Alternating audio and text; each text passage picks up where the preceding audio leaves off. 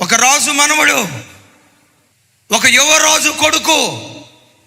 ఇతని ముత్తాత పేరు కీషు. బెన్యామీను గోత్రంలోనే భాగ్యవంతుడు. ముత్తాత భాగ్యవంతుడే, తాత రాజే, తండ్రి యువరాజే. ఏ స్థితిలో మెఫీబోషెతును చూడాలి? చిరిగిపోయిన చొక్కాయి, మాసిపోయిన గడ్డం, స్నానం చేసి ఎంతకాలం అవుతుందో, కనీసం తన పనులు కూడా తాను చేసుకోలేని నిస్సహాయ స్థితి. నేనంటా వీని బ్రతుకు ఇంత దయనీయంగా మార్చబడటానికి ఏ పాపం చేశాడు?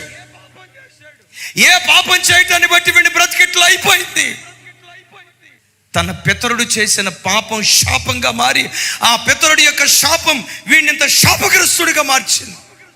అమ్మా, నీ కడుపును పుట్టిన పిల్లల ఒడిలో లక్షల రూపాయల ఆస్తిని వేయకపోయినా పర్వాలేదా?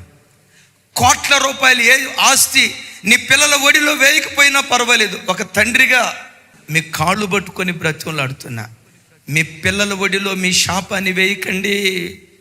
ఈ బిడ్డ కుడి ఎడమలు ఎరుగని అమాయకుడు, ఏ చెడు చేసిన వాడు కాదు, ఏ తప్పుడు కార్యక్రమం చేయటానికి వయసు ఎంత సార్?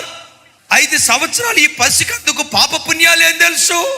అపవిత్రత చేసే జ్ఞానం లేదే. అయినా ఎందుకు శాపగ్రస్తుడయ్యాడు తెలుసా? తన పితరుడి పాపం. తండ్రులారా, ఒకసారి చూడండి, నీ పిల్లల ఒడిలో నీ భక్తి ఆశీర్వాదాన్ని వేస్తున్నావా? నీ పిల్లల ఒడిలో నీ పాపపు శాపాన్ని వేస్తున్నావా? బైబిల్లో భయం, జాగ్రత్త పుట్టించే ఒక మాట ఉంది. ఒకడు నా యందు భయభక్తులు కలిగి బ్రతికితే, ఆ ఒక్కడి భక్తి జీవితాన్ని జ్ఞాపకం చేసుకొని 1000 తరాల వరకు పిల్లలను నేను కరుణించడం ప్రారంభిస్తా.